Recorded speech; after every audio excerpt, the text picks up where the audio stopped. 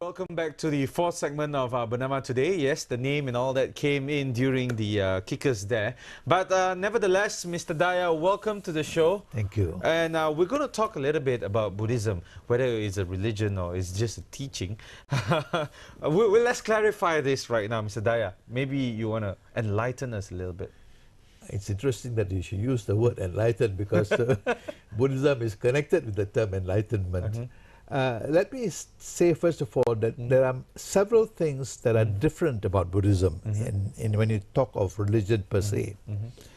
For a start, Buddhism is not a religion in the conventional definition of the word religion because that involves the recognition or belief in a creator God, which we don't have. Okay.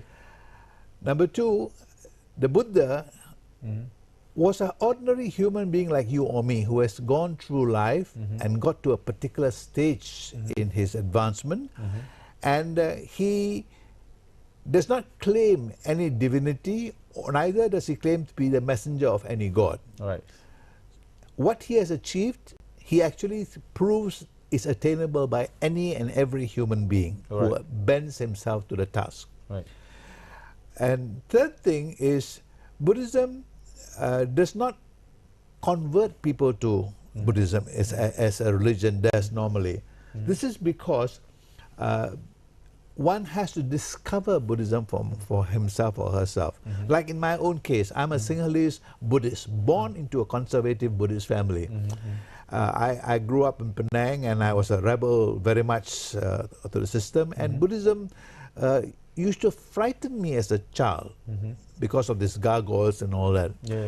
And eventually, I discovered Buddhism for myself.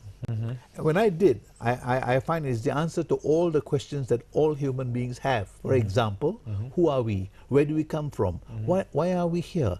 Where are we going to go? What happens after this? These are the essential questions that invites people to turn to religion or a spiritual self. All right. And Buddhism, in my opinion, offers the best answers that anybody could want to obtain to these questions. So it's more of a teaching, of a way of life, instead of preaching to someone of a higher authority. Absolutely. Okay. Buddhism actually is not ceremonies and rituals. It is a way of life to be lived. Okay. For example, two things I would like to suggest about Buddhism. One, the Buddha advocated that change is the only permanent constant in life. Okay. There is no heaven, there is no hell per se. And everybody has got to go through change, and we all live for the moment. We live each minute as it goes. The past is finished, it's over. Right. There's nothing you can do about it. Right. And the future is just hope and expectations. In Buddhism, we say, live the moment. This is where one of the principal teachings of Buddhism, which is called mindfulness, can be appreciated. You have got to be conscious, aware of all that you are doing at every moment of your life. For example, to give you a simple case, when you're eating, how many of us pay attention to our eating practice? One has got to concentrate on chewing, be mindful of the food you're eating, the good it does for you, and so on. Most people are not even conscious of the physical act of eating.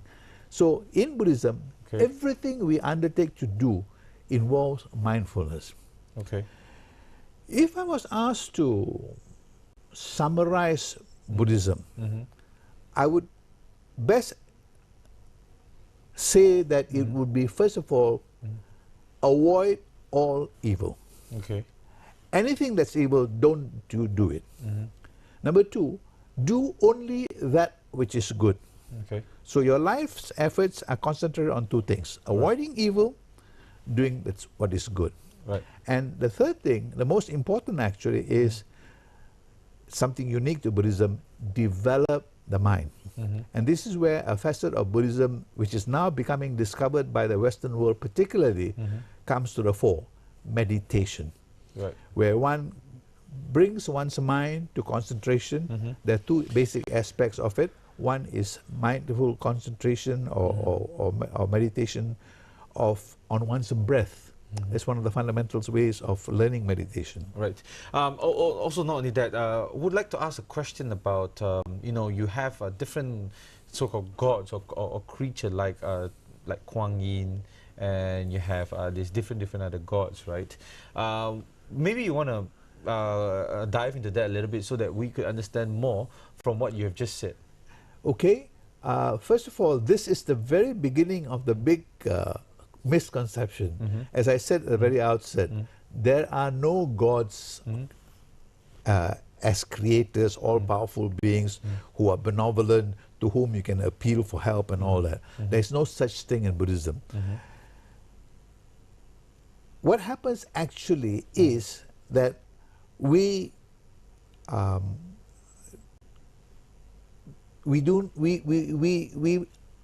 what we are, we become what we can become. Whether we become good, bad, successful or a failure depends on oneself.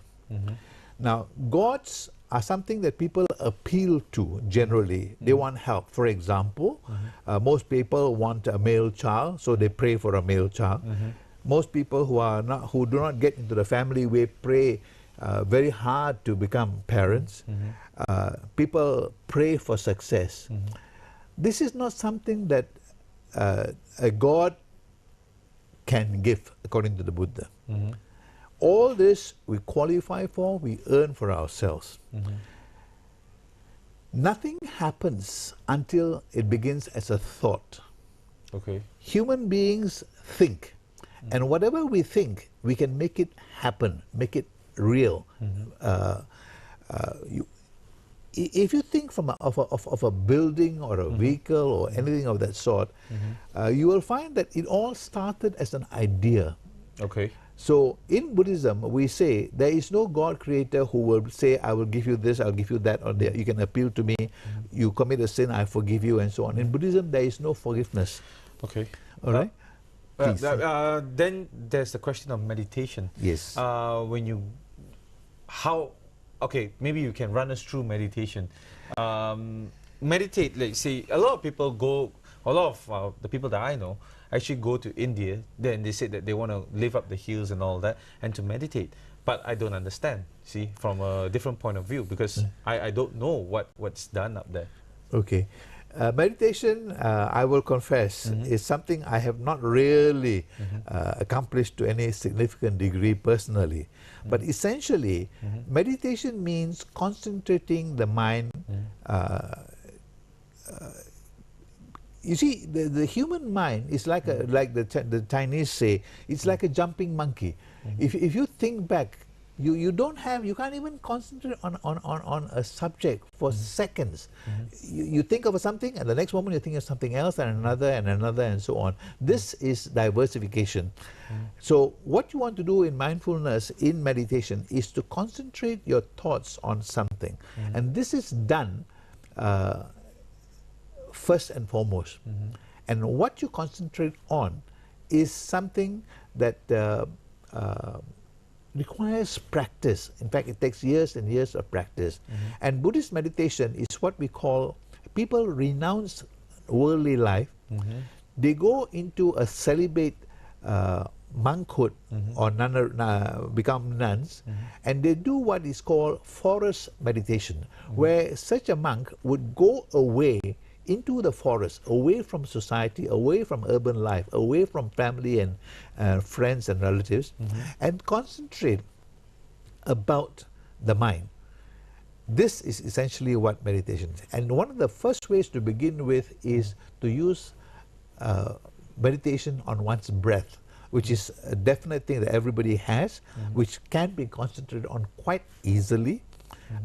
Basically, one sits oneself down in a quiet, undisturbed place and concentrates on one's breath, taking in the breath and letting it out. And you will find that when you first start this, you cannot do this even for 5 different breaths. You will find that your mind will run somewhere else. So what you do every time your mind runs is to bring your mind back to the breath you were experiencing. Okay. You know? It sounds very simple, yeah. but it's worth trying, because then you realize the enormity of the task of meditation. But practice, they say, makes perfect. Right. So it's about concentration, I think, end of the Yes, day. Yeah. it It's is. about focusing on what you want to do and about keeping in line of what you want to do. Which over the weekend I had a very good chat with somebody that told me that whatever you do in life and whatever you concentrate on, it has to be spot on. It has to be light on, so that you can actually succeed in life. Which I think that's also one of the fundamentals of the teaching. Yes, it Right? is. It is. Well, it was a great pleasure talking to you. In fact, if we have more time, we could dive into like the idols. We could dive into the culture and then different and just for your information, at different regions of the world, of course, there are different Chinese culture. There are different. Buddhism is taught in many different ways, and it evolves with a certain culture, a certain race, and a certain set of people. I believe that because all of us are different in our own ways, and I'm sure you have your take on this side. Other people may have their take on another person's side, and but you know what? Thank you very much for coming here to Pleasure's share with mine. us your take on Buddhism, because not many people, a lot of people question like, why am I? What am I looking for? What am I praying for? But essentially, it's about yourself. Like you said, you know, not asking for something, but to actually get it done. Can I Yeah. ask you to see whether I can put in the last word Yeah, on this sure. one? You see, human beings always make choices. For example, if you want to get married, you look around and then you pick on a particular lady. If you want to buy a car, you don't buy the first car you come across. If you want to have a meal, you don't just walk into the first restaurant in town. You decide on what you want. Correct. Now, it is strange that we human beings, with all our intelligence, our experience, our culture, and our inclinations, choose everything that we choose to do. But when it comes to religion, most of us carry on into what we are born.